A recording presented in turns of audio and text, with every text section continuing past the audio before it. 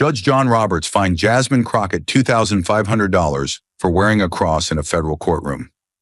What happened next? She launched a $2.5 billion legal nuke that ripped through the halls of power and exposed a war on faith. This isn't just about religion. It's about power, corruption, and a woman who refused to kneel.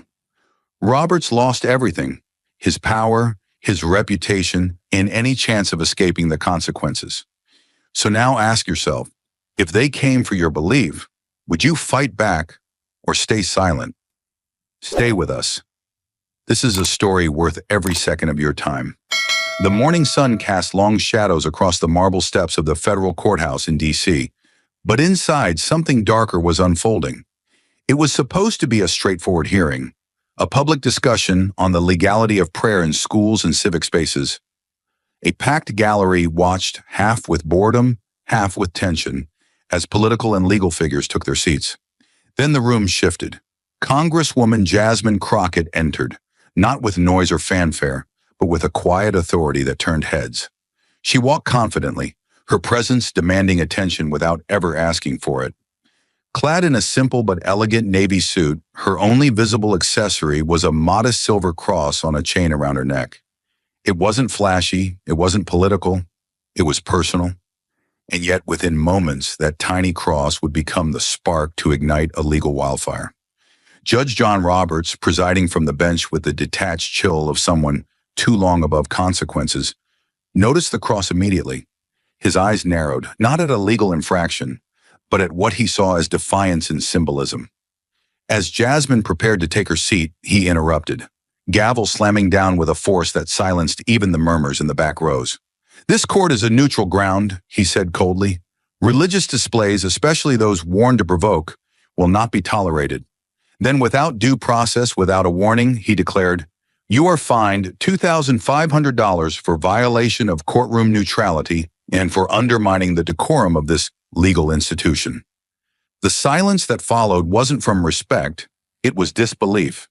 The judge had just penalized an elected official for wearing a religious symbol, in plain view of reporters, fellow lawmakers, and citizens alike. The message wasn't hidden, it was weaponized, and Jasmine knew it. She didn't argue, didn't raise her voice. Instead, she stood slowly, deliberately, and let the full weight of the injustice hang in the air. She turned to the audience, then to the bank of cameras now humming with silent energy. The cross around her neck caught the courtroom lights, reflecting not shame, but defiance. Her voice, when it came, was steady and sharp. "If this institution fears a symbol of peace more than injustice itself, then the real threat isn't on my necklace. It's on that bench." Her words didn't echo. They pierced. A journalist dropped his pen. A court officer looked down in shame. The room was still, but history was already moving. What should have been a quiet procedural day had just become the beginning of a national reckoning, and Jasmine Crockett stood at the center, unshaken, unbowed. And that was the moment Jasmine Crockett stopped being a witness and became a weapon. 2 days after standing silent but unbroken in the face of a $2,500 public fine, Jasmine walked into the same courthouse. Not as a defendant, not even as a lawmaker, but as the plaintiff in what would become the most explosive civil suit ever filed against a sitting federal judge. Her lawsuit wasn't reactive, it was surgical, precise, devastating. It wasn't born from rage, it was born from purpose. Jasmine was no longer just defending herself, she was defending every American whose faith had ever been twisted into a weakness, whose beliefs had ever been punished by a system claiming to be impartial. Her legal team filed for $2.5 billion in damages, and every cent of it had a reason. This wasn't symbolic. This was mathematical. This was war. The lawsuit named Chief Judge John Roberts and the Federal Court of Washington, D.C. as co-defendants. The charges were stacked like dynamite, each one more damning than the last. First, a direct violation of the First Amendment, the right to freely exercise religion, trampled in front of a national audience. Roberts hadn't just overstepped, he had bulldozed a constitutional line drawn in blood and history. Second, abuse of power. The arbitrary use of courtroom authority to target a sitting congresswoman with no precedent, no warning, and no legal foundation. He hadn't maintained courtroom decorum. He had enforced personal ideology. Third, defamation. His public accusations implied Jasmine was attempting to provoke unrest or political division simply by wearing a cross, which broadcasted an image of extremism to a watching world. And finally, the most chilling accusation, illegal detainment. What the public didn't know, what Jasmine had kept quiet until that filing, was that after the courtroom confrontation, she had been escorted not to her vehicle, but to a small windowless chamber on the courthouse's lower level under the guise of processing. No attorney was permitted to speak with her. Her phone was taken. She sat alone for 6 hours, without charge, without information, with only a guard outside the door and silence inside it. For Jasmine, it wasn't frightening. It was clarifying. That room, she later told a reporter, wasn't isolation. It was confirmation. When the legal documents hit the public record, it sent a shockwave through the Capitol. The filing itself read like a manifesto of accountability. It cited decades of precedent, Supreme Court rulings on religious freedom, and footnoted every word Roberts had said in open court. It didn't speak in anger. It spoke in fact, and it carried the sharp weight of moral clarity. The $2.5 billion wasn't just punishment. It was a message.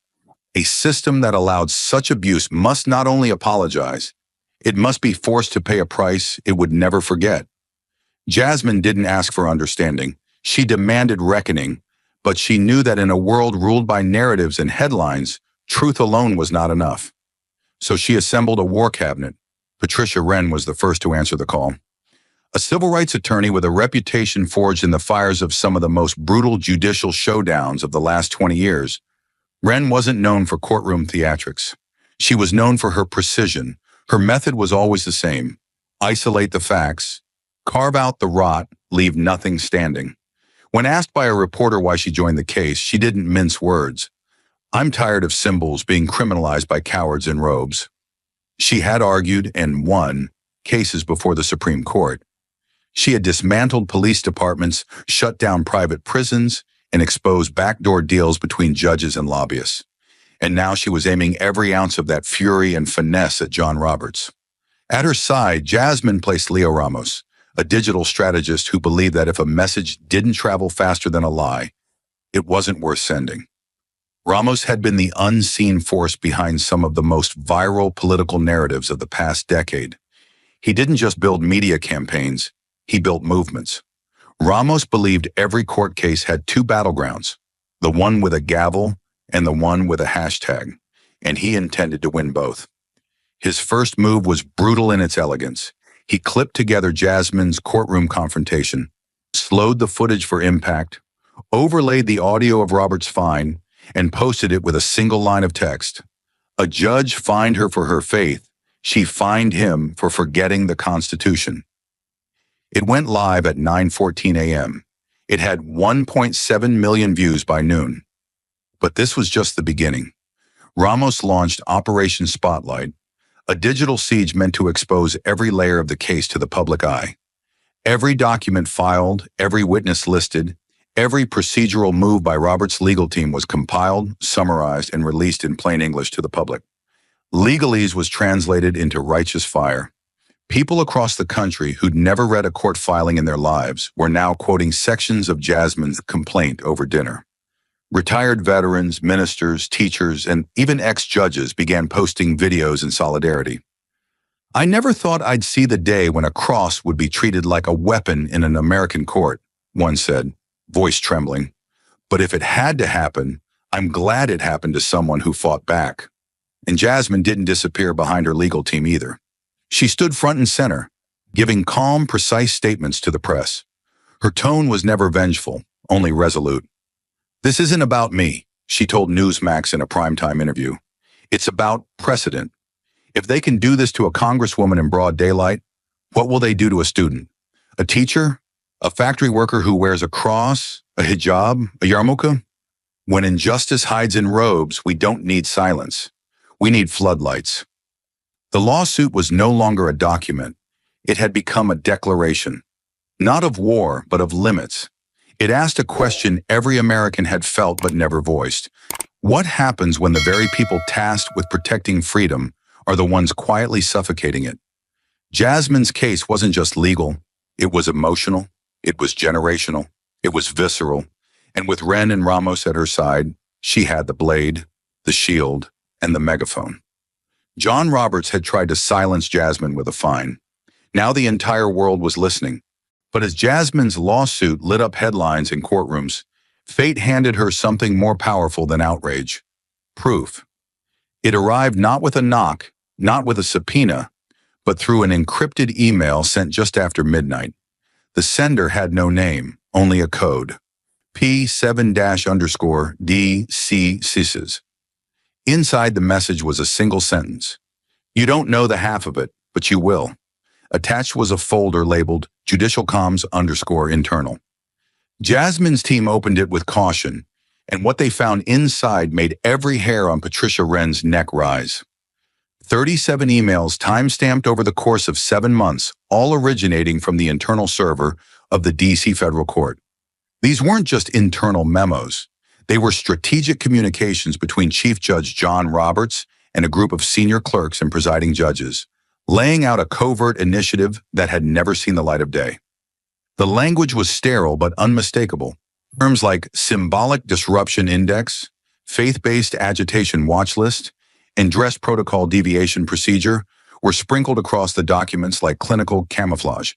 But beneath that bureaucratic shell was something far darker. In one message, Roberts instructs his chief clerk to escalate fines for religious symbols during public sessions, especially if associated with known conservative figures. Another notes, do not engage in debate, make the punishment procedural, unchallengeable. But it was the final email in the batch, dated just 2 weeks before Jasmine's appearance in court, that dropped like a sledgehammer. Its subject line was blank. Its body was just 3 lines long. Don't attack the argument, attack the anchor. Aim for the cross, hit them at the heart. The phrase stopped the room cold. Patricia reread it. Jasmine stood frozen, the screen's blue glow painting sharp shadows across her face. That sentence wasn't just cruel. It was intentional psychological warfare, aimed at faith itself. In one stroke, it confirmed everything she had claimed and exposed everything the system had tried to deny. This wasn't a rogue overreaction. It was a doctrine, a directive, a quiet war declared on conscience under the disguise of court policy. For Jasmine, it was no longer just a case. It was a crusade for truth. And now she had the enemy's playbook in her hands. But just when Jasmine thought she had uncovered the full extent of the corruption, another layer peeled back. And what lay beneath was pure political rot. It started with a whisper from a Capitol Hill staffer. Someone on the inside. Someone who had seen too much and stayed silent too long. The message was short. They're not just trying to embarrass you. They're trying to erase you before November.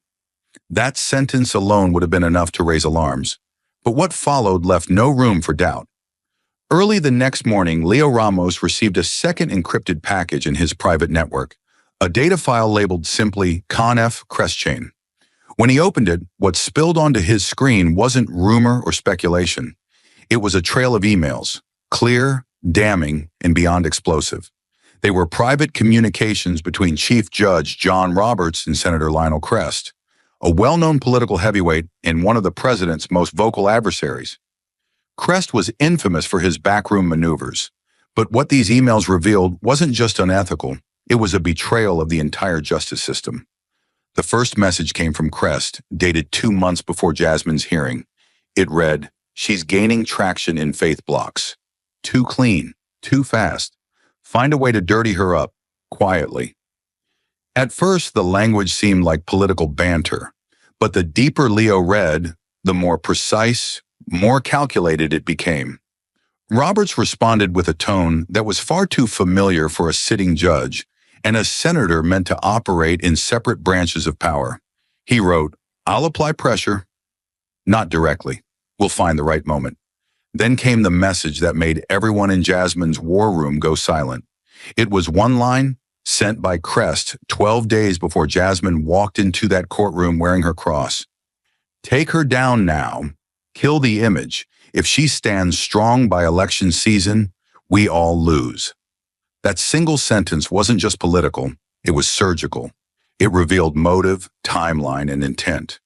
Jasmine's public humiliation, the $2,500 fine, her unlawful detainment, and even the timing of her case, it wasn't coincidence. It was execution.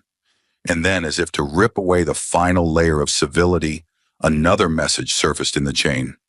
Crest again, this time bolder. Crucify the symbol, make the cross look dangerous. He wasn't just talking about Jasmine's necklace. He was talking about what she represented: moral authority, faith, integrity, and the ability to unify across party lines. To them, she wasn't a nuisance. She was a threat, and threats had to be neutralized, not debated. The most devastating part wasn't the language, it was the casualness. These weren't conversations held in fear or urgency. They were planned, paced, and cold. A high-level bipartisan conspiracy to silence a rising figure, not through argument, but annihilation. Jasmine, an elected member of Congress, wasn't just being suppressed. She was being surgically removed from public relevance by the two pillars meant to balance power in America: the judiciary and the legislature. Crest and Roberts weren't enemies by coincidence. They were collaborators by design. And they didn't just want her career to stall. They wanted her credibility, her base, her message, obliterated before it could take root. When Jasmine read those emails, she didn't cry. She didn't flinch. But her silence was thunder. She stood in her office, arms crossed, staring out the window at a city now teetering under the weight of its own secrets. Behind her, Leo's monitor still glowed with the words that had stripped away any pretense of fairness. They want to kill the image, she whispered more to herself than anyone else. Then let them try. She turned slowly, looked Patricia Wren in the eyes and said, "We don't just have a case anymore. We have history in our hands." And once the truth hit the air, the country didn't blink. It erupted. Within hours of the leaked emails between Judge Roberts and Senator Crest going public, the internet caught fire. Leo Ramos released the documents alongside a thunderous, cinematic video montage of Jasmine's courtroom moment, overlaid with the words, "This isn't justice, this is strategy," and America listened. The hashtags Faith on Trial and Jasmine and Roberts didn't just trend, they detonated. Over 2 million mentions flooded social platforms in the first 24 hours, driven by pastors, veterans, civil liberties groups, college students, and even former federal employees. TikToks broke down the case in 1-minute bursts. Instagram Reels played the quote, "Crucify the symbol, make the cross look dangerous," on loop. Twitter became a war zone of testimonies, memories, and rage. One user posted, "My mom was fined for wearing a rosary in court. I thought it was just bias. Now I know it was policy." Another wrote, "They didn't just come for Jasmine, they came for all of us." Cable news couldn't ignore it. By noon the next day, every major network had gone wall-to-wall with coverage. News anchors spoke in stunned tones, breaking down the strategy behind the emails, the abuse of judicial power, and the clear political motive. Primetime panels were no longer asking if Roberts had crossed a line. They were asking how deep the system had buried the blueprint. Meanwhile, the real explosion wasn't digital, it was physical.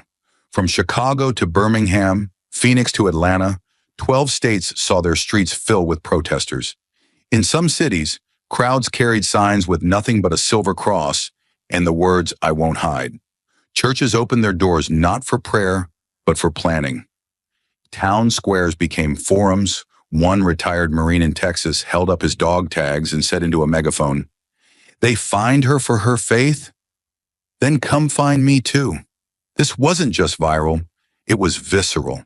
The people weren't just watching Jasmine Crockett's fight, they were marching into it with her. And while the nation rose with signs and chants, the man at the center of the storm chose flight over accountability. In the still hours before dawn, the streets of Washington, D.C. remained quiet, at least on the surface. But deep inside a secured estate in Georgetown, Chief Judge John Roberts was making his final preparations. No courtroom robes, no clerks, no press. Just him, his fixer on the phone, and the silent weight of everything crashing down. In front of him lay a forged passport under the name Jonathan Rayburn, a worn leather briefcase filled with classified court documents, and $200,000 in cash, split into neat stacks and tucked into a hidden compartment in his luggage.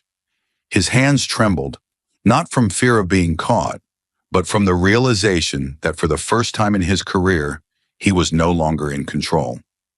The plan was clinical: a private jet waiting at Dulles International, a soft landing outside Geneva, Switzerland, and a prearranged residence in a country with no extradition treaty. The villa was already stocked, the cover story rehearsed. All that was left was to disappear, quietly, cleanly, permanently. But Roberts had spent so many years behind closed doors, he forgot what it meant to be seen. What he didn't count on was the power of a nation that had woken up angry and connected. Hours before he left his home, screenshots of his face, sourced from courtroom video, news footage, and even archived judicial portraits, had been plastered across TSA alert bulletins and circulated in private security groups. Leo Ramos's media network had done its job too well. They made Roberts a face no one could miss. And at 4:32 a.m., standing in a security line for private flights, flanked by two travel aides pretending to be part of a diplomatic mission, Roberts was spotted by a 26-year-old TSA agent named Maya Delgado. Tired, underpaid, but razor-focused, she stared at the face, then the ID. The jawline was heavier, the eyes more sunken, but the match was unmistakable. She didn't shout. She didn't panic. She reached under her desk and pressed the silent notification trigger, a tiny gray button beneath the scanner. Within 3 minutes, federal marshals, already posted in the airport after being tipped off by internal DOJ contacts, moved in. Their footsteps weren't loud, but deliberate. Roberts turned just as he heard one of them call out his fake name. "Jonathan Rayburn? Sir, step aside, please." The panic was immediate. He tried to talk, tried to flash some forgotten badge, some meaningless document, but it was too late. One officer grabbed the briefcase, another grabbed his shoulder, a third twisted his arms behind his back and snapped the cuffs into place, hard and fast. He shouted something muffled. "I'm a federal!" But it didn't matter. The system he once commanded had come full circle, and this time it was gripping his wrists. The scene was caught by a business traveler standing nearby, who fumbled for their phone and hit record just as Roberts was being forced to his knees. The man's once impeccable suit was wrinkled. His glasses fell from his face and cracked on the tiled floor.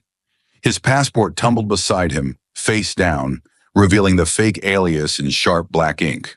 There was no press, no podium, just the harsh light of the terminal and the unmistakable click of the cuffs, an echo of justice long delayed. As Roberts was dragged to his feet and led away, the recording captured his vacant stare, his refusal to meet anyone's eyes. The man who once judged others in silence was now the subject of every lens in the room. By the time the footage hit social media, less than 30 minutes later, it was already too late for damage control. The caption under the viral video read simply, "When the judge becomes the defendant." Another version spread with chilling clarity, "No robe, no bench, no escape." Within 6 hours, it surpassed 15 million views. Talk shows, news cycles, and podcasts exploded with commentary. People didn't just watch it. They replayed it, analyzed it, memorized it. For some, it was justice. For others, it was closure. But for many, it was the first time they believed the system might actually correct itself. And back in her office, surrounded by her legal team and glowing screens, Jasmine Crockett watched the footage with silent focus. She didn't smile. She didn't cheer. Instead, she leaned forward, paused the video on the frame where Roberts was being led away in cuffs, and whispered, "That's what accountability looks like. No anger, no gloating, just truth. Cold, real, and finally undeniable." And after the cuffs, the cameras, and the collapse of the illusion, came the reckoning in court. The trial, the court called 12 witnesses, but each one felt like the opening of a vault long sealed shut. The first to take the stand was Malcolm Price, a former bailiff under Roberts's administration. His testimony hit like the first roll of thunder. "We were told not to allow anyone into court with overt religious displays," he said. "Not for safety, not for security, but for optics." Then came Sandra Lee, a former judicial clerk, who held up an old printed memo she'd saved from a staff-wide email.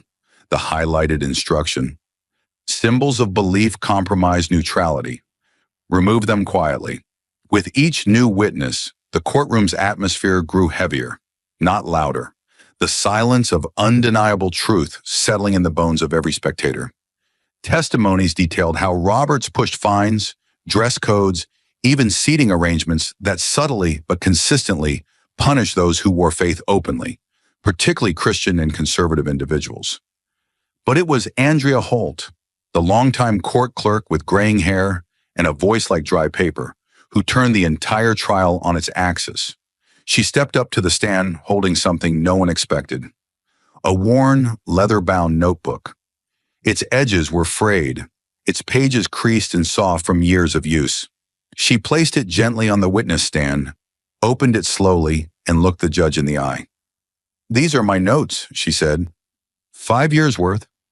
What followed was not a dramatic accusation, but a quiet avalanche. Holt flipped through the pages, reading date after date, case after case, each one a small story of injustice. February 18th, 2020, woman asked to remove necklace with cross. May 6th, 2021. Teen fined $300 for wearing Jesus Saves shirt. August 29th, 2022. Pastor's Bible ruled disruptive during testimony. For 45 minutes, Holt read from that notebook. The prosecution didn't interrupt. The defense didn't object. The room didn't even blink. With every line, Roberts' actions transformed from questionable choices to a calculated pattern of faith-based discrimination. By the time she reached the final entry, December 3rd, 2023, cross necklace worn by Jasmine Crockett, fine, $2,500. Justification: violation of neutrality. The courtroom was breathless. Holt closed the book, her hands trembling, and said, "I kept this because I knew one day someone would need proof. I didn't think it would take this long, but I'm glad I lived to see the truth spoken aloud." That notebook wasn't just evidence. It was a funeral bell for the culture of quiet repression that had taken root in one of the country's most powerful legal institutions. Every scribbled note was a moment someone had been told to be less visible, less faithful, less themselves. And every single one of those stories now stood on the record, etched into the official transcript of a courtroom that had once silenced them. Jasmine didn't smile. She didn't cry. But she nodded just once as Andrea Holt stepped down from the witness stand and walked past her. A nod between two women who had waited too long, fought too hard, and refused to go unheard. Justice wasn't coming. It had arrived, and it was documented in ink. And after the witnesses spoke and the ledger of injustice was laid bare, there was only one voice left the courtroom needed to hear: Jasmine Crockett's. The moment she stood, the entire room held its breath. She didn't flinch. She didn't waver. She moved with the gravity of a woman who had carried the weight of a nation's silence on her back and was now ready to put it down. The courtroom, packed wall to wall with press, legal scholars, victims, and believers, fell into a hush that felt almost sacred. Jasmine walked slowly to the stand. No papers in hand, no prepared speech, just her presence, steady, unshakable. She took the oath, not for legal necessity, but as a symbolic act, a woman of faith swearing to truth in the very room that once tried to silence her for it. When she sat, her eyes found Roberts, not as a subordinate to a judge, but as an equal facing the man who had once thought himself untouchable. He didn't meet her gaze, but she spoke anyway, not just to him, but to everyone who had ever bowed their head in fear because of someone like him. "I came into this courtroom wearing a cross," she began, her voice low but crisp. "Not to provoke, not to protest, but because it's a part of who I am." "You thought that made me dangerous?" She paused, letting the silence carry the weight of her words. "You fined me for that faith. You tried to erase it with a number on a slip of paper. You tried to bury my voice in a holding cell, 6 hours of silence and no explanation. But you didn't just find me. You find every teacher, every nurse, every veteran who wears their belief not on a sleeve, but in their soul. She leaned slightly forward. You thought you could find me for my faith. Today I find you with justice. It wasn't a punchline. It was a pronouncement. The room did not erupt. It didn't need to. The power in her words was a thunder that echoed in stillness. Jasmine didn't list her achievements. She didn't recite legal code. She told the truth in a voice that couldn't be cross-examined. She spoke of the shame that tried to wrap itself around her after being detained for doing nothing more than standing in her truth. She spoke of the fear she saw in the eyes of young staffers who whispered their stories to her after the courtroom doors closed. She spoke of every message, every letter, every citizen who said, "They silenced me too." She made it clear, this trial was never just about her. It was about a disease in the system that wore the disguise of neutrality. And Roberts hadn't just infected it, he built it. When she stepped down, no one moved. Not the judge, not the jury, not the press. The silence wasn't absence. It was awe. It was the kind of silence that comes after something sacred has been said. She returned to her seat. She didn't smile. She didn't cry. She folded her hands, waiting not for vindication, but for the system to prove it could finally be what it promised to be. And then came the verdict. The judge's voice, strong and sure, broke the stillness with a clarity that rang through every speaker and every screen, broadcasting across the country. This court finds in favor of the plaintiff, Congresswoman Jasmine Crockett. The courtroom tensed. Full damages awarded in the amount of $2.5 billion. But she didn't stop there. In addition, the judge continued, this court refers the following to the Department of Justice for federal prosecution. Count 1, willful violation of civil rights under 18 U.S. Code Section 242. Count 2, obstruction of justice through manipulation of judicial procedure. John Roberts didn't speak. He didn't move. His title was gone, his shield dismantled, his power stripped. The man who once judged millions now sat as one of them, not above the law, but beneath its judgment. And Jasmine Crockett, she didn't just win. She made history, not because she wanted to, but because she had to.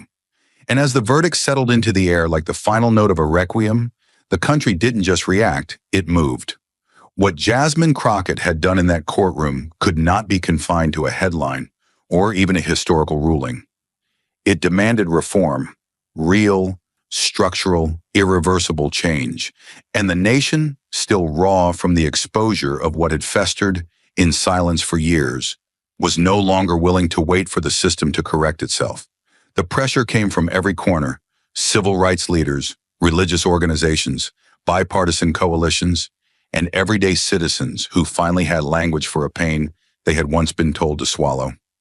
In emergency session just 3 weeks after the trial, Congress introduced what would become the most sweeping judicial reform bill in over half a century. The Religious Expression Protection and Judicial Accountability Act, quickly known by the public as the Cross Bill. The name was no accident. It was both a symbol and a promise. The bill had 2 core mandates, one addressing the past, the other protecting the future. First, it made it unequivocally illegal for any judge in the United States to penalize an individual for wearing, displaying, or referencing religious symbols in court, so long as it posed no threat or disruption to proceedings. This wasn't about promoting faith, it was about safeguarding freedom. The text of the bill cited the Jasmine Crockett v. Roberts decision verbatim, embedding her case directly into the spine of American law. Second, and just as groundbreaking, the bill required mandatory training for all sitting judges and future judicial appointees on First Amendment rights, specifically religious freedom. This wasn't a 2-hour ethics seminar. It was a federal certification process overseen by legal scholars, civil liberties experts, and constitutional historians. Any judge failing to complete it within the allotted time frame would be suspended from the bench. But legislation wasn't enough. What Jasmine's case revealed wasn't just an individual abuse.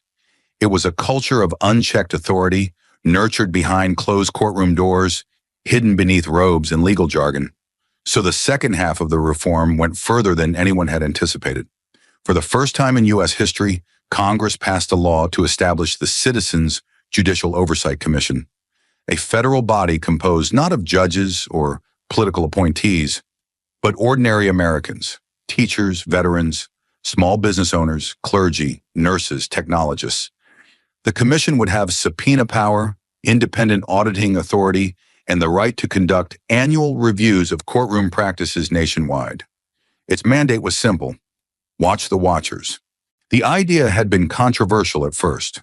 Critics warned that civilians couldn't understand the complexities of judicial proceedings, that oversight of this kind could spiral into chaos. But supporters countered with a question Jasmine herself had asked during a congressional address. If the law is meant to serve the people, then why are the people the only ones without a seat at the table? That one sentence redefined the debate, and when it passed, with rare bipartisan support, cheers erupted not just on Capitol Hill, but in churches, town halls, community centers, and living rooms across America. The commission was real, it had teeth, and it bore the unmistakable fingerprints of the movement Jasmine had started. From its inception, the Citizens Judicial Oversight Commission was designed to do more than react. It would investigate reported incidents of discrimination or judicial misconduct. It would review courtroom footage flagged for inappropriate rulings, and it would produce an annual public report naming courts with patterns of biased behavior, backed by data, witness testimony, and verified legal records. Judges who ignored its recommendations could face suspension, reappointment blocks, or full removal. No longer would injustice hide behind procedure. No longer would the courtroom be immune to accountability. Justice, for the first time in decades, would answer to the people. Jasmine wasn't appointed to the commission. She declined the invitation. Instead, she chose to remain in Congress, not as a symbol, but as a sentinel. She helped write the education standards for the judicial training curriculum, working alongside constitutional scholars and historians to ensure it wasn't just about checking boxes, it was about changing hearts and minds. In a widely televised speech at the National Archives, she stood beneath the faded parchment of the Bill of Rights and said, "This country was born from the idea that belief should never be punished. It's time our courts remembered that." The impact of the Cross Bill was immediate and far-reaching. Within 6 months, over 9,000 judges across the United States completed the new certification. In courtrooms from Alaska to Alabama, court officers and clerks began attending new training programs. Old posters outlining dress codes were replaced with new ones that began with the words, "Your beliefs are protected here." Cases previously buried in sealed files were reopened. In one instance, a young man in Utah who had been fined for carrying a small Bible in traffic court had his conviction overturned. In another, a Muslim woman in Pennsylvania, who had been told to remove her hijab during testimony, was awarded restitution and a formal apology from the state. But the greatest shift was cultural. Judges began sitting a little straighter. Courtrooms, once hushed by fear of overstepping some invisible line, began to feel more like the open forums they were always meant to be. Citizens entered legal proceedings knowing they weren't just participants in a system, they were protected by it. And the nation, long fractured by political noise, found unexpected unity in the most unlikely place: the defense of freedom to believe, to speak, to show who you are. Of course, not everything changed overnight. Reform is never clean. It's slow, messy, human. There were appeals. There was resistance. Some judges resigned rather than comply with the training. Others pushed back against the authority of the Oversight Commission. But the tide had turned, and even those clinging to the old ways could feel the ground shifting beneath them. For Jasmine Crockett, the victory was never about money. It wasn't even about the verdict. It was about making sure no one else had to choose between faith and fairness. In an interview with a national magazine a year after the ruling, she said quietly, "They tried to punish me with a fine, but I never saw that cross as something I wore. I saw it as something I carried. Now I know I was never carrying it alone." The Cross Bill was signed into law in a full congressional chamber, with a stained glass rendering of the First Amendment displayed behind the podium. The pen used to sign the legislation was later given to Jasmine, who placed it beside her grandmother's Bible on her office shelf.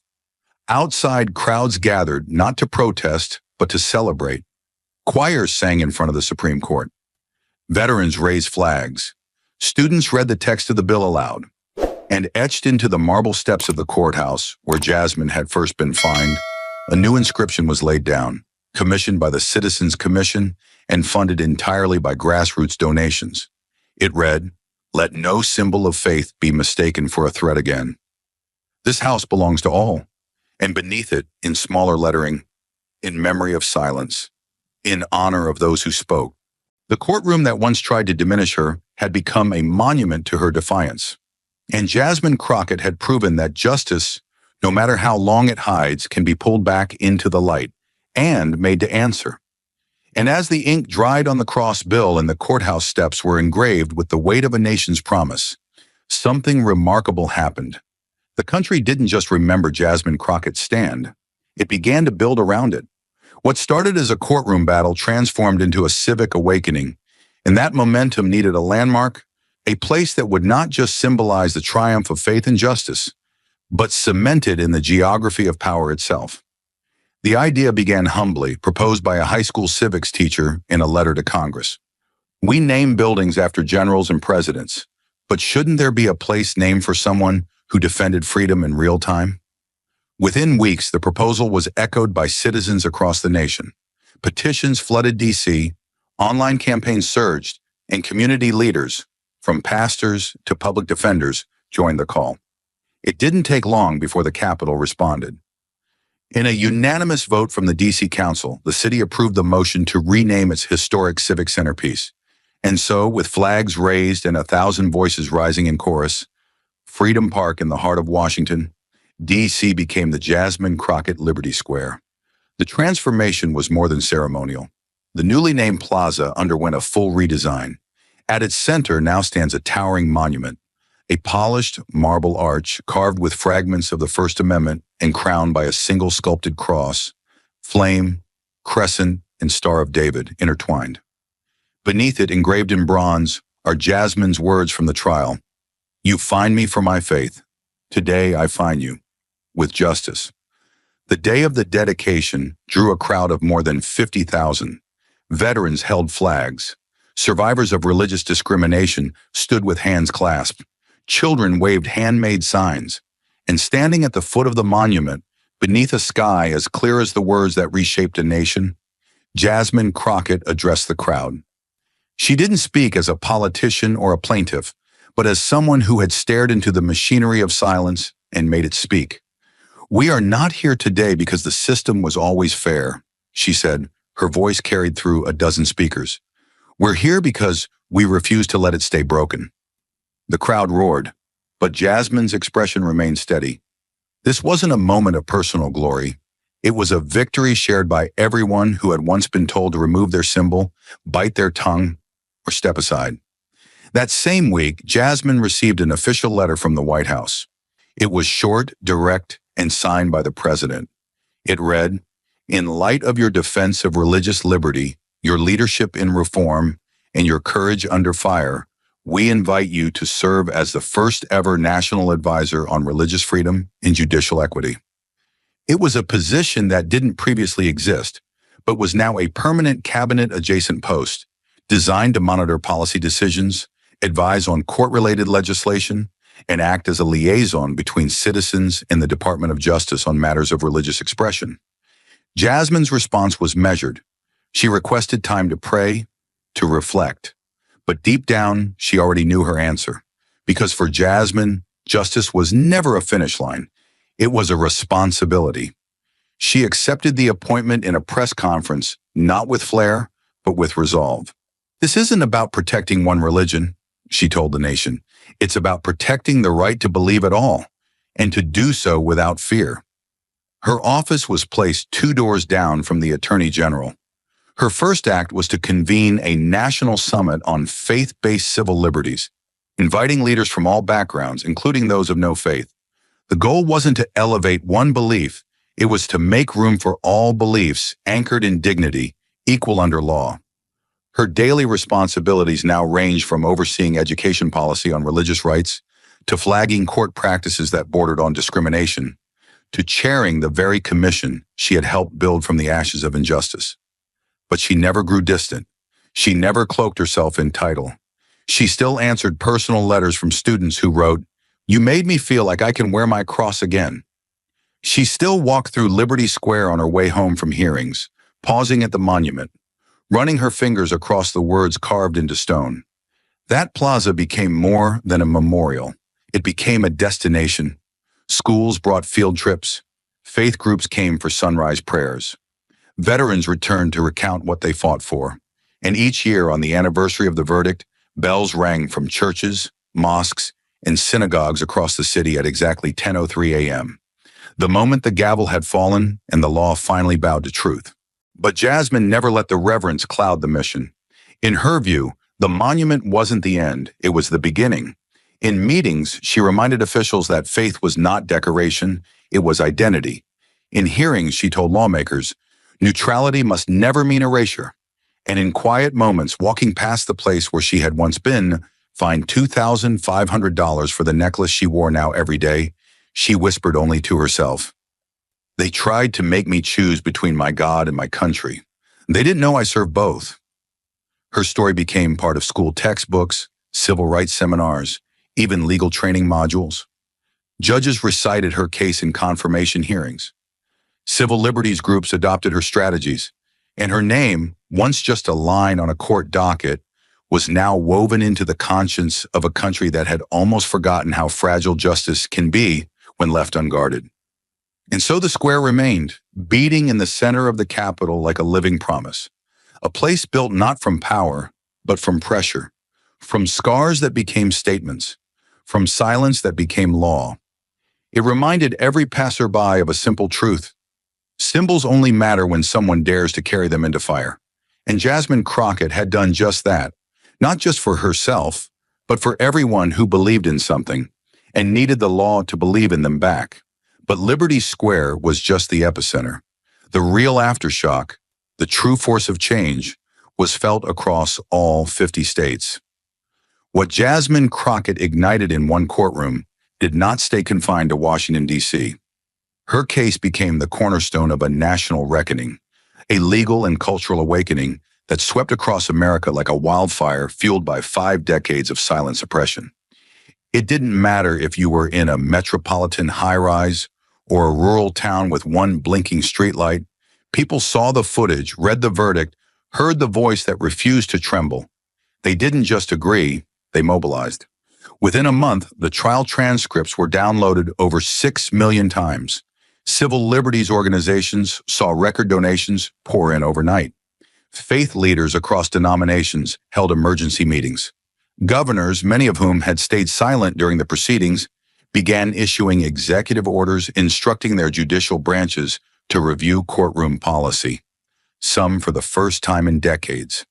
It wasn't political pressure, it was moral gravity. Jasmine had done what no committee or commission could. She made justice feel personal again.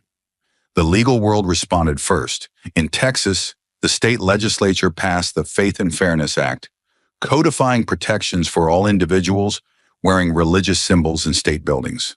Ohio followed suit, then Georgia, then Illinois. Within 6 months, over 30 states had enacted some variation of the cross bill. But some went further. Minnesota allocated a $10 million fund to compensate citizens previously fined for religious expression. Colorado launched a statewide initiative to audit 20 years of courtroom records involving faith-based penalties. In every piece of legislation, Jasmine's name appeared, no longer just a line in a federal complaint, but now a permanent footnote in the pages of state constitutions. But the changes weren't confined to paper. In courtrooms, everything shifted.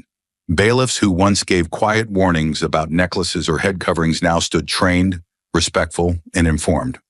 Judges underwent mandatory First Amendment training, and not just the old online modules. They attended immersive workshops, some taught by those who had once been silenced. Judicial review boards were expanded and empowered. The old discretionary codes, written in vague language about professional appearance, were replaced by one clear directive. Belief is not a disruption. Culturally, the ripple effect became a wave. In Boise, Idaho, a school teacher allowed her class to wear any religious pin, patch, or symbol they chose during testing week. No one raised a complaint. In Kansas City, students reenacted Jasmine's trial as part of a debate competition, their performances ending in standing ovations. In Philadelphia, churches and mosques co-hosted unity nights where lawyers explained faith rights over dinner and hymns. And in Atlanta, Georgia, 10,000 citizens gathered outside the federal courthouse for a candlelight vigil. They wore crosses, stars of David, hijabs, turbans, and held signs that read, "Visible, vocal, protected." Social media became its own court of revolution. Hashtags like Bashi Faith on Trial, Josh Crockett Doctrine, and Bashi Visible by Right exploded across platforms. TikTokers reenacted her courtroom speech in slow motion, overlaying her voice on orchestral scores. Instagram Reels broke down the key moments of the case. YouTube creators dissected the cross bill, bringing in legal scholars and faith leaders. Jasmine's testimony became a soundbite of defiance and clarity, quoted in sermons, graduation speeches, and even rap lyrics. Overnight, the internet had turned her stand into a movement, and that movement had momentum. Education systems caught on. Law schools rewrote curricula to include Crockett versus Roberts as a foundational case in constitutional law. Debate teams made it standard material. Mock trial programs from high schools to pre-law academies used it as their final exercise of the year. A professor at Harvard described it as Brownveer board, but for belief. What made it different was its modern context. It was televised, dissected, streamed, and shared in real time. The nation hadn't just read about Jasmine's courage, they had witnessed it. Faith communities mobilized on an unprecedented scale. Churches, temples, mosques, and spiritual centers of all kinds formed state coalitions to report discrimination, educate members, and create faith and law task forces. Interfaith networks emerged to track violations in real time and report them to the Citizens Judicial Oversight Commission. These were no longer just places of worship. They were frontline agencies in the preservation of American freedom. Some used Jasmine's quote as a new greeting sign, "Your faith belongs here." Perhaps the most powerful shift, though, was in the daily lives of ordinary people. In DMV lines, in school auditoriums, in government buildings, people no longer tucked their necklaces away or hesitated before saying a prayer in public. They stood taller. They walked freely. One woman in Nebraska, wearing her grandmother's rosary in a courthouse for the first time in years, was quoted saying, "I didn't realize how much I'd hidden myself until I didn't have to anymore." That was the legacy Jasmine had sparked. Not pride, not vengeance, but visibility. Of course, the road wasn't smooth. Resistance came from predictable corners. A judge in Arizona refused to comply with the cross bill's training requirements. He was publicly removed within 30 days. A courthouse in Florida was caught suppressing religious expression through unspoken customs. The Oversight Commission acted within 72 hours, launching a formal investigation and suspending multiple staff. For the first time in U.S. history, a courthouse was held legally accountable by civilian authority in real time. The old power structures weren't just questioned, they were dismantled. The media called it the Jasmine effect. Editorials poured in. News networks ran nightly specials. Time magazine named her Person of the Year. But Jasmine never leaned into the spotlight. She didn't tour or celebrate. Instead, she returned to the same office, wore the same necklace, and kept working. "This movement isn't about me," she told a crowd in Chicago. "It's about making sure no one ever has to do what I had to do, just to be seen." The results spoke for themselves.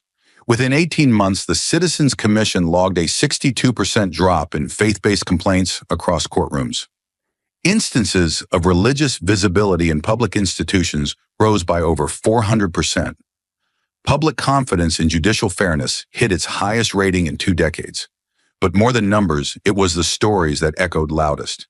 A teenage boy in Oklahoma who wasn't told to remove his cross. A Sikh man in Michigan who wore his Kara bracelet into court without fear.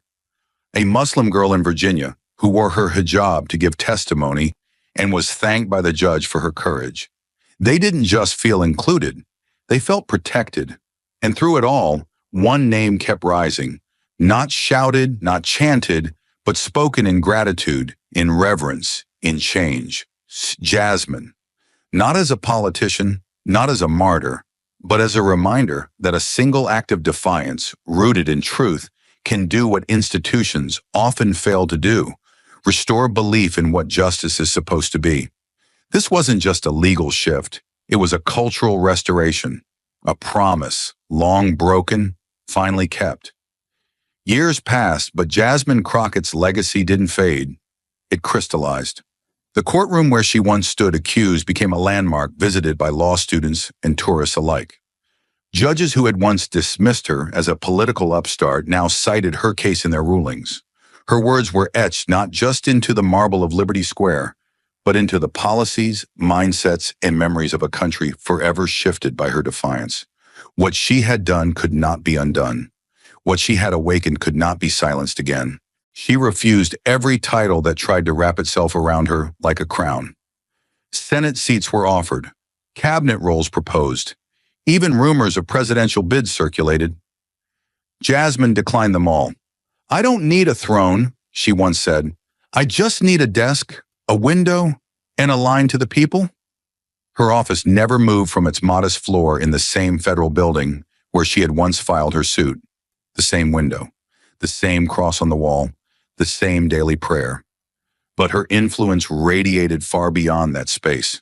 She became the standard against which truth was measured. New judges recited lines from her trial during their swearing-in ceremonies. Legal ethics courses across the nation used her confrontation with Roberts as a core case study. Civil rights attorneys carried printed excerpts of her testimony like scripture. When new legal movements arose against surveillance, against algorithmic bias, against digital censorship, they all cited her case. Because Jasmine hadn't just defended freedom of faith, she had redefined what it meant to fight for it. And she kept working. Year after year, no gala fundraisers, no best-selling memoir. She drafted quiet reforms that reshaped the justice system, including a bill mandating mental health evaluations for judges with disciplinary histories, and another that required live streaming of all public courtroom proceedings. Her name didn't always appear on the bills. She didn't care. She wasn't chasing credit. She was chasing consistency. She gave speeches, yes, but never on red carpets. She spoke at prisons, at synagogues, at inner-city schools, and on reservations where the justice system had failed people for generations. One viral moment came when she addressed a packed high school gym in South Dakota. The students fell silent as she paused, then said, "Don't wait to be told you matter. Build something that proves it." On the 10th anniversary of the trial, Liberty Square overflowed. The ceremony was simple. No fireworks, just voices. Veterans read from the Constitution. A children's choir sang a gospel hymn. And beneath the towering arch, engraved with the First Amendment, a new plaque was unveiled. It read, "She stood, we followed, and the law remembered who it serves." Jasmine stood in the crowd that day, not on stage. She wore the same navy blue blazer, the same silver cross. She didn't speak until the cameras were gone. Then, surrounded by ordinary citizens, she whispered, "This square doesn't belong to me. It belongs to everyone who still walks into a courtroom wondering if the law sees them." This is the answer.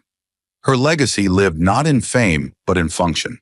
The Citizens Judicial Oversight Commission, her brainchild, became one of the most trusted institutions in the country. With bipartisan credibility and citizen leadership, it handled thousands of cases of judicial misconduct. It didn't just punish corruption, it prevented it. People knew that if something went wrong, someone was watching. In schools, Jasmine's story became a fixture of civic education. Children recited her name alongside Susan B. Anthony and Rosa Parks. Classroom walls displayed her, quote, "The robe does not outrank the right." Parents told their children about the woman who turned a $2,500 fine into a $2.5 billion victory, not for herself, but for them. But perhaps the most enduring proof of her impact came in the smallest places, in waiting rooms and jury boxes, in clerks' offices.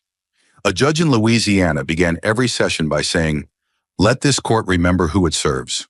A courthouse in Oregon installed a plaque outside its main entrance reading, "Visible, vocal, protected, In dozens of towns, churches rang bells on the anniversary of her verdict, calling their communities to remember the day the system blinked and woke up. And Jasmine? She aged, she slowed down, but she never stopped. In her final public address before retiring from her advisory post, she stood once more under the marble arch of Liberty Square. The sky was overcast, but her voice was steady. They told me the system was too big to change, that it was made of stone. But what they forgot is that stone can be carved. She placed her palm on the monument, the same place her name was engraved, and added, "And we carved it together." The applause didn't erupt, it rose. Not like thunder, like sunrise. And as the crowd began to leave, a little girl walked up to the base of the monument and traced the letters of Jasmine's name with her finger. Her mother watched quietly. "Who is she?" the girl asked. The mother smiled, knelt beside her, and said, "She's the reason you don't have to hide what you believe." And long after the crowds had gone home, after the lights dimmed around Liberty Square, and the speeches faded into memory, something quieter and far more powerful remained. The lesson. Because this story, at its core, was never just about Jasmine Crockett or a courtroom or a silver cross. It was about what happens when power forgets its purpose, and when a single voice dares to remind it. It showed how easily law can become weapon when left unchecked, how silence can become complicity, and how dignity can be dismissed with the stroke of a fine.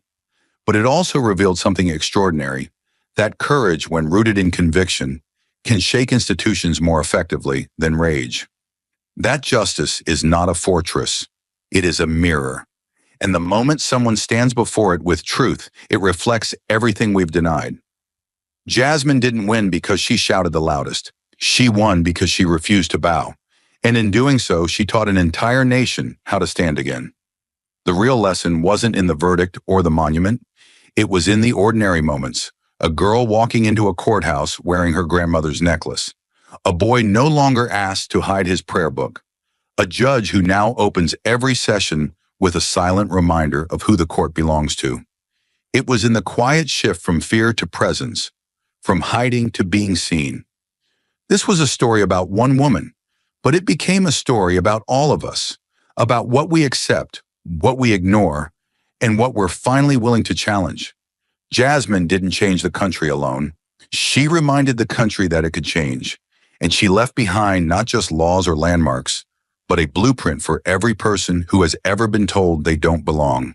Speak, stand, stay, because belief should never come with a penalty, and silence should never be the price of dignity. That was her lesson, and now it's ours to carry. Thank you for watching until this moment and for standing with us on this journey for justice. Your support means everything. Like, subscribe, and turn on notifications so you never miss what's next. And we'd love to hear your thoughts. Leave a comment below and let us know what moved you most in this story. Together, our voices make a difference.